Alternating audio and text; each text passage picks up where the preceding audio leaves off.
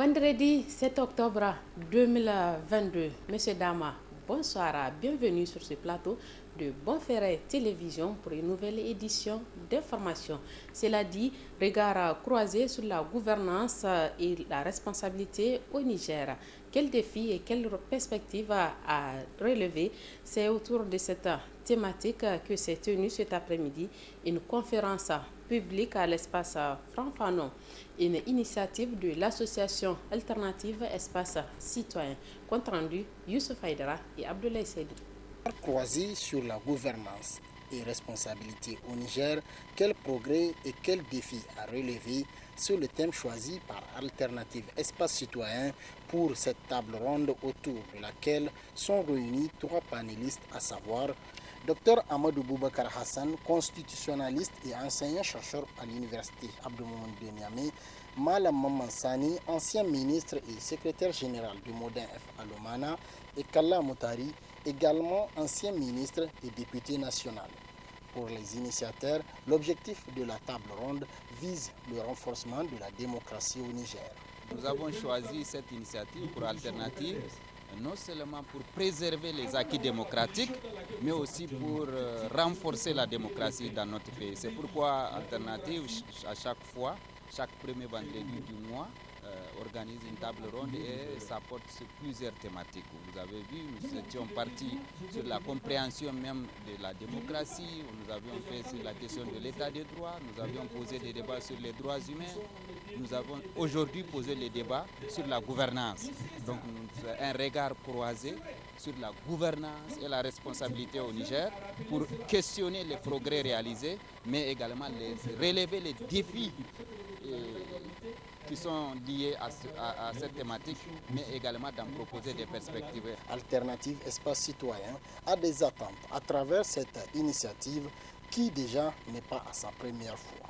Nos attentes, c'est que le débat puisse se poser à chaque fois. D'abord, que les publics qui participent à ce débat puissent sortir un peu enrichis par rapport, parce que le pays a besoin vraiment de poser les débats sur les questions de la démocratie, sur les questions des droits humains, sur la question de la sécurité, tout ce qui s'attire. Deuxième attente, c'est que cela puisse contribuer au moins un peu vraiment à l'assise de la démocratie, mais aussi à l'enracinement de la démocratie. Une autre attente également dans l'organisation de ces débats, mais ce qu'on puisse quand même poser le dialogue, le dialogue entre tous les acteurs. Ces tables rondes, initiées par Alternative Espace Citoyen, constituent une des rares occasions qui sont offertes aux citoyens d'échanger sur des questions en lien avec la gouvernance politique, la vie sociétale, l'économie et la sécurité au Niger. L'Agence de régulation des marchés publics célèbre ses 20 ans d'existence. Pour commémorer ses 20 anniversaires, l'institution a organisé ce matin une conférence publique sur le thème 20 ans de régulation des marchés publics au Niger, acquis, défis et perspectives. Compte rendu, Boubacar Amadou et Omar Boukari. Créée le 18 septembre 2002 pour satisfaire à certaines exigences de bonne gouvernance, l'Agence de régulation des marchés publics fête ses 20 ans à sa manière, et cela à travers une conférence publique. En organisant cette conférence, cette institution qui passerait désormais de l'ARNP à l'ARCOP, Agence de régulation des commandes publiques, vise trois objectifs. D'abord, nous avions estimé que dans la vie d'une institution, 20 ans, c'est quand même un âge qui permet d'accéder à une certaine maturité.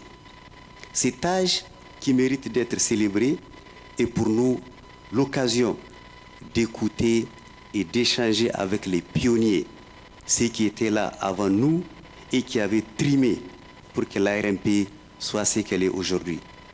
C'est pour nous l'une des meilleures manières de leur rendre l'hommage qu'ils méritent. Ensuite, c'est certainement la dernière fois qu'une activité de cette ampleur sera organisée au nom et pour le compte de l'institution qu'on appelle aujourd'hui ARMP.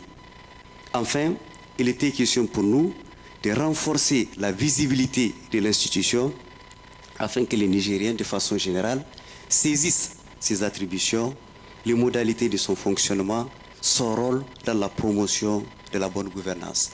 Occasion saisie par la présidente du Conseil national de régulation de situer toute l'importance de l'ARMP et sa composition. L'ARMP est une autorité administrative indépendante rattachée à votre cabinet. Elle a pour mission d'assurer la régulation du système national de passation des marchés publics et des délégations des services publics. Autrement dit, le rôle de l'ARMP est d'assurer, pour le compte de l'État, la régulation du système national de la commande publique. L'objectif de cette régulation est d'organiser le fonctionnement du système tout en protégeant l'ensemble des intervenants de la chaîne de passation des marchés. En 20 ans d'existence, l'Agence de régulation des marchés publics a réalisé beaucoup de succès dans la régulation du système national de passation des marchés publics et des délégations des marchés publics, a reconnu le représentant du Premier ministre, chef du gouvernement. Dans l'exercice de ses attributions, il faut les souligner, l'ARMP a contribué de façon significative à la formation des acteurs de la chaîne de passation et d'exécution des marchés publics sur la nécessité d'œuvrer pour garantir une saine gestion des deniers publics. En outre, son avènement a contribué à l'amélioration des processus d'accès et d'attribution des marchés publics au Niger. Elle nous a permis de disposer d'une réglementation conforme aux normes internationales et un système de passation des marchés publics adapté à notre programme de gouvernance, lequel a pour finalité de créer les meilleures conditions de vie aux populations à travers des achats publics efficaces et responsables. Placé sous le thème 20 ans de régulation des marchés publics au Niger, acquis, défis et perspectives, cette conférence sera animée par 4 panélistes constitués d'universitaires, d'anciens responsables de l'institution et bien d'autres acteurs du domaine. L'Université tunisienne internationale a accueilli hier les nouveaux bacheliers inscrits à l'Institut.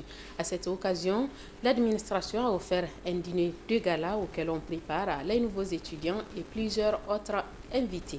Compte rendu, Suleiman Ousmane et Sraj Maman Nassio. Les nouveaux bacheliers de l'Université tunisienne internationale, par cette soirée d'accueil, se retrouvent aux côtés des anciens étudiants, tout comme le personnel de l'administration, pour ensemble célébrer ce moment solennel dans une ambiance festive. Nouveaux tout comme anciens étudiants de l'Université internationale tunisienne, venus pour la circonstance, livrent leur témoignage. C'était une journée vraiment formidable, si je peux le dire. Nous avons pu vraiment acquérir de nouveaux bacheliers qui nous sommes, d'ailleurs nous sommes des anciens cadres, si je peux le dire. Vraiment, ça a été une journée pleine vraiment de surprises et que tout le monde a adhéré. Donc vraiment, c'est une journée splendide, si je peux le dire. Au début de Allah, alhamdulillah, je me sens au calme et amusant car la soirée a été bien programmée, il y a des gens, il y a l'ambiance, tout est normal, mais alhamdulillah, on se calme bien. Je suis content vraiment car je suis impressionné par beaucoup de gens qui m'ont bien soutenu d'insister dans cette université car ils traitent des bonnes formations et en plus les filières sont au top. Aujourd'hui, ça a été vraiment une soirée pour tous les nouveaux bacheliers pour qu'on puisse comprendre comment on gère l'université tunisienne. En fait, vraiment, je suis fière et satisfaite d'être parmi eux aujourd'hui. Du côté des responsables de cette université, cette action est une tradition de l'institution et qui renforce davantage les liens de solidarité entre étudiants et administration. Cette soirée, c'est une nouveauté. Donc, on a commencé cette année à côté de notre journée d'intégration et beaucoup d'événements. On a pensé vraiment d'organiser cette soirée pour accueillir les nouveaux étudiants. C'est une soirée d'embrassage, donc il y a communication et contact entre les anciens et les nouveaux et j'espère que ça va donner des fruits. L'Université tunisienne internationale, à travers cette initiative, veut ainsi créer une nouvelle dynamique d'approche entre étudiants et administration, mais également faire la promotion de son institution. Elle offre aussi la chance à ses étudiants en fin de formation de recevoir un double diplôme, nigérien et tunisien en même temps. Le complexe d'enseignement technique Suetiasni de Maradi a effectué officiellement sa rentrée académique 2022-2023 le 5 octobre dernier. Une rentrée appréciée à sa juste valeur par le premier responsable du dit institut. Retrouvons Suleiman Ousmane sur les images de Ibrahim Amadou de Bonferré, Maradi. Maradi, les élèves du complexe d'enseignement technique Suetiasni ont effectué la rentrée académique 2022-2023. Le 5 octobre dernier, étudiants et personnels de l'administration se sont retrouvés après 3 mois de grandes vacances. L'occasion pour le premier responsable du Suetiasni Maradi de se prononcer sur l'effectivité de la rentrée, mais aussi les résultats satisfaisants enregistrés de l'année écoulée. Une rentrée tout à fait effective. Comme vous l'avez constaté, les enseignants et les élèves ont répondu à l'appel. Je profite aussi pour rappeler les résultats de l'année passée, des résultats tout à fait excellents, avec un taux de 100% en CAP, 100% aussi en EIE et 86% en MIE. Je félicite les élèves pour ce résultat et je remercie aussi les enseignants pour leur travail acharné dans ce domaine. Le complexe d'enseignement technique Suetiasni de Maradi a ouvert ses portes l'année dernière avec un effectif aujourd'hui assez important et une formation de qualité avec des enseignants qualifiés.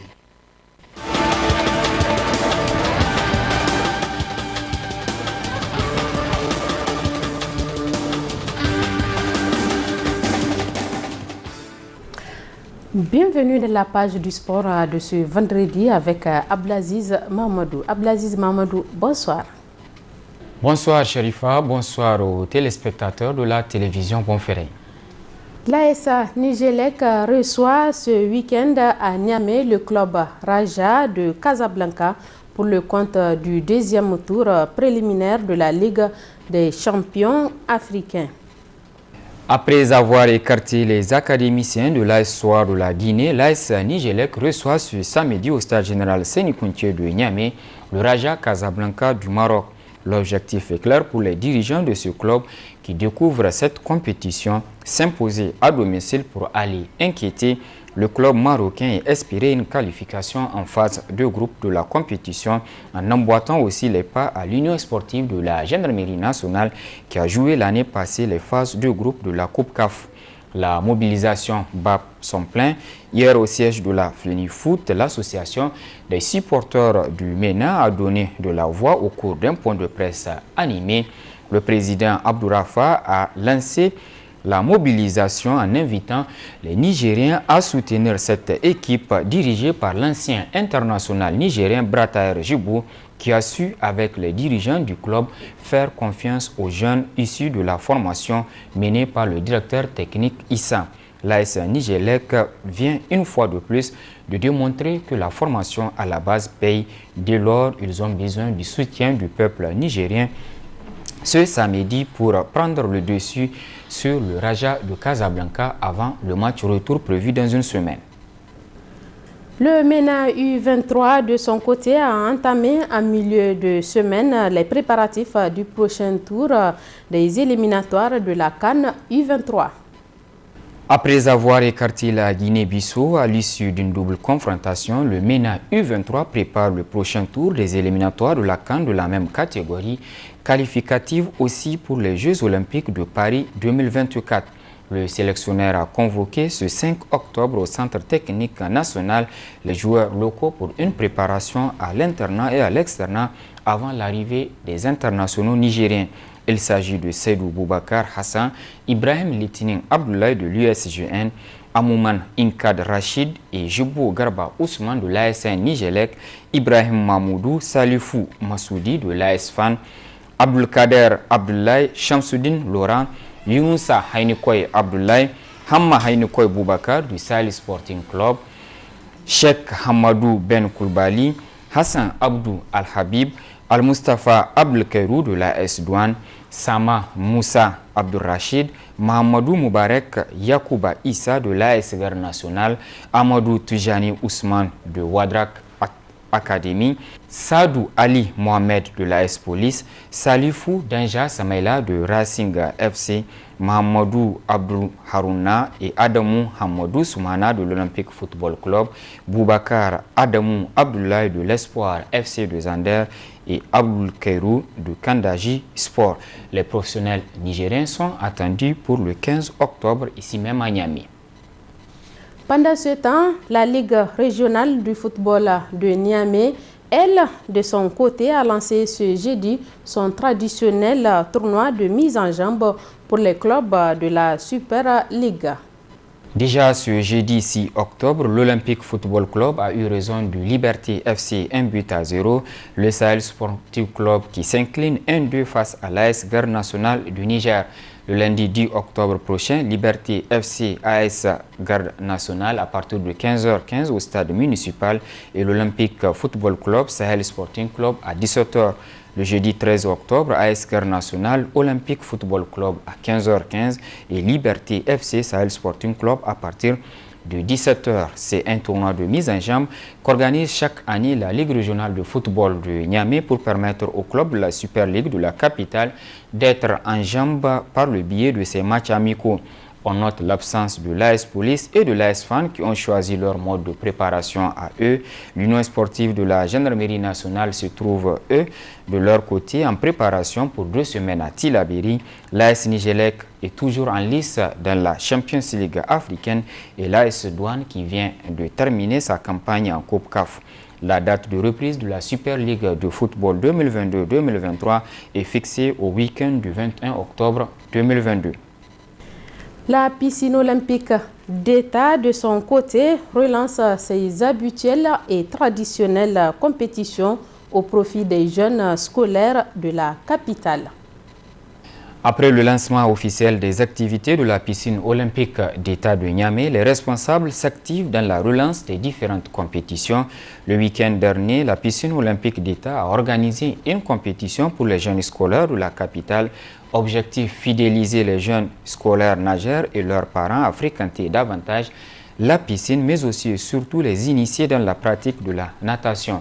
La compétition a enregistré la présence du secrétaire général du ministère de la Jeunesse et des Sports, du conseiller technique du ministre Sékou Doro Adamou, des cadres du dit ministère, parents d'élèves, responsables de clubs de natation et le président de la Fédération nigérienne des sports nautiques. C'est la fin de ce journal. Merci de nous avoir suivis. Bonne suite de nos programmes. Bon début de week-end à tous. Bonne soirée également. Au revoir.